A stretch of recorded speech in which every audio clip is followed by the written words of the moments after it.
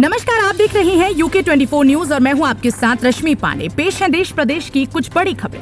9 जून को तीरथ मंत्रिमंडल की महत्वपूर्ण बैठक, कोरोना कर्फ्यू पर हो सकता है फैसला। आगामी 9 जून को उत्तराखंड सचिवालय में होने वाली तीरथ मंत्रिमंडल की बैठक कई मायनों में बेहद महत्वपूर्ण मानी जा रही है। इस बैठक में कई बड़े फैसले लिए जा सकते हैं। सचिवालय के अब्दुल कलाम भवन में होने वाली इस बैठक में कोविड-19 के हालातों को लेकर विस्तृत चर्चा हो सकती है।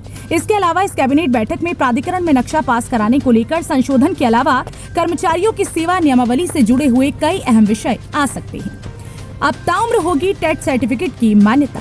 केंद्र सरकार ने शिक्षक पात्रता परीक्षा यानी टेट के योग्यता प्रमाण पत्र की वैधता को 7 साल से बढ़ाकर ताउम्र करने का फैसला लिया है। ये फैसला साल 2011 से प्रभावी होगा। फेसबुक पर बनी दोस्त पहले अपने जाल में फंसाया, अब कर रही ब्लैकमेल। फेसबुक पर दोस्त बनी एक युवती ने फिर एक व्यक्ति को ठग लिया। व्यक्ति को फेसबुक दोस्त पर भरोसा करना भारी पड़ गया। वीडियो कॉल कर युवती ने व्यक्ति का अश्लील फोटो खींच लिया और अब सार्वजनिक करने की धमकी देकर पैसे ऐंठ रही है। डालनवाला पुलिस को मिली शिकायत में लक्ष्मी रोड निवासी एक व्यक्ति ने बताया कि उनकी फेसबुक पर दीपिका चौहान नाम की एक युवती से दोस्ती हुई। 29 मई को युवती ने व्हाट्सएप के माध्यम से उन्हें वीडियो कॉल की और निवस्त्र करवाकर फोटो खींच ली, जिसके बाद उन्हें 2 अलग-अलग नंबरों से उनकी अश्लील फोटो भेजी गई। जब उन्होंने दोनों नंबरों को ब्लॉक कर दिया तो फिर युवती ने उन्हें फेसबुक मैसेंजर के माध्यम से धमकाना शुरू किया। आरोप है कि युवती ने उनसे 15,000 रुपए की मांग की और न देने पर फोटो सार्वजनिक करने की धमकी दी। टूटा सब्र का बांध, घंटाघर पर व्यापारियों का सरकार के खिलाफ प्रदर्शन। इतने दिनों के कोविड-19 कर्फ्यू के बाद आज आखिरकार व्यापारियों के सब्र का बांध टूट गया। जी हां, आपको बता दें कि आज देहरादून के घंटाघर पर व्यापारियों ने सरकार के खिलाफ प्रदर्शन किया और जल्द दुकानें खोलने का आदेश जारी करने की मांग की है। व्यापारियों का कहना है कि दुकान बंद होने के कारण उनके आगे आर्थिक संकट खड़ा हो गया है। वह अपने परिवार का पालन पोषण आखिर कैसे करें। व्यापारियों को मंत्री सुबोध उनियाल की 2 टूक, कहा सरकार को कर्फ्यू लगाने का शौक नहीं, दबाव में नहीं आएंगे। कर्फ्यू के दौरान दुकान बंद होने के कारण व्यापारी आर्थिक तंगी से जूझ रहे हैं, जिसके खिलाफ आज प्रदेश भर के व्यापारियों ने सरकार के खिलाफ जमकर प्रदर्शन किया और सरकार को मांगे ना माने तक उग्र आंदोलन की चेतावनी दी। व्यापारियों ने सरकार से कई मांगे की हैं, जिनमें दुकान खोलने के आदेश के साथ ही व्यापारियों को पहले वैक्सीन लगाने और फ्रंट लाइन वर्कर घोषित करने की मांग की है। तो इसके बाद अब मंत्री सुबोध उनियाल का बड़ा बयान सामने आया है। पैरोल पर छूटने के बाद भी कर दी चोरी, पुलिस ने फिर भेजा जेल।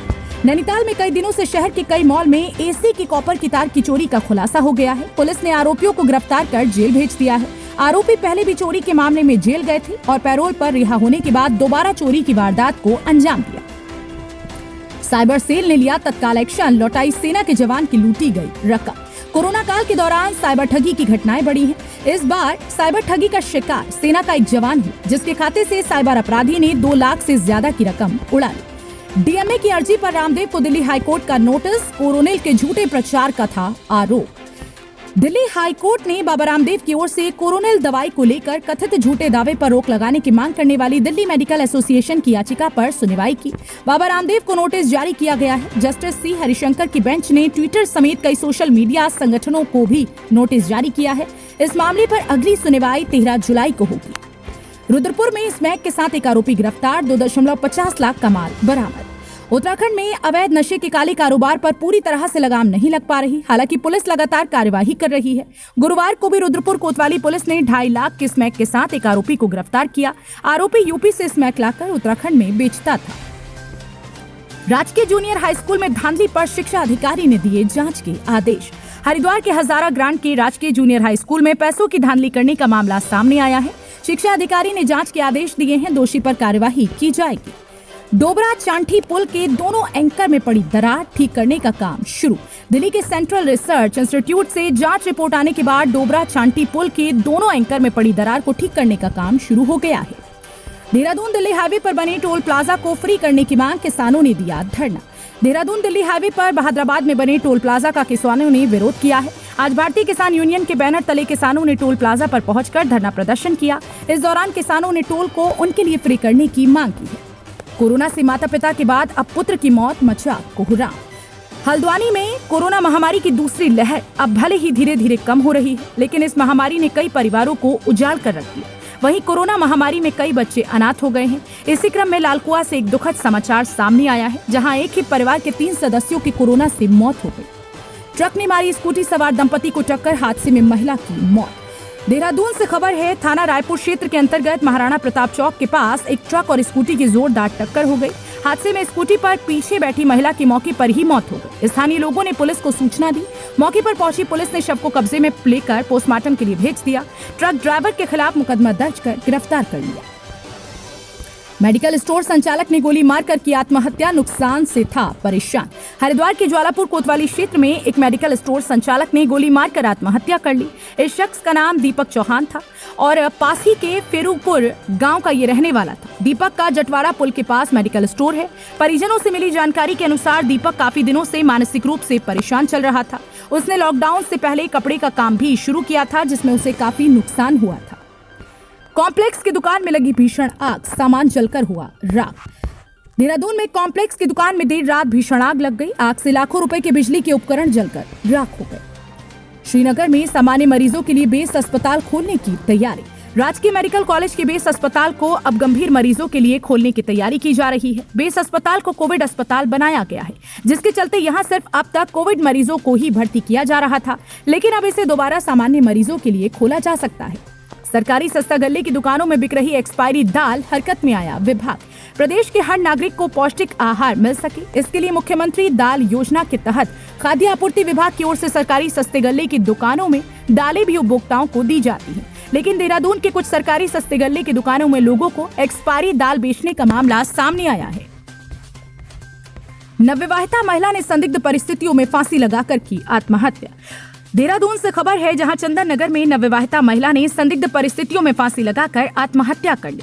परिजनों द्वारा आनन फानन में महिला को अस्पताल ले जाया गया, जहां डॉक्टरों ने महिला को मृत घोषित कर दिया। सूचना पाकर मौके पर पहुंची पुलिस ने घटनास्थल की तलाशी ली, लेकिन मौके से पुलिस को किसी भी तरह का कोई सुसाइड नोट बरामद नहीं हुआ।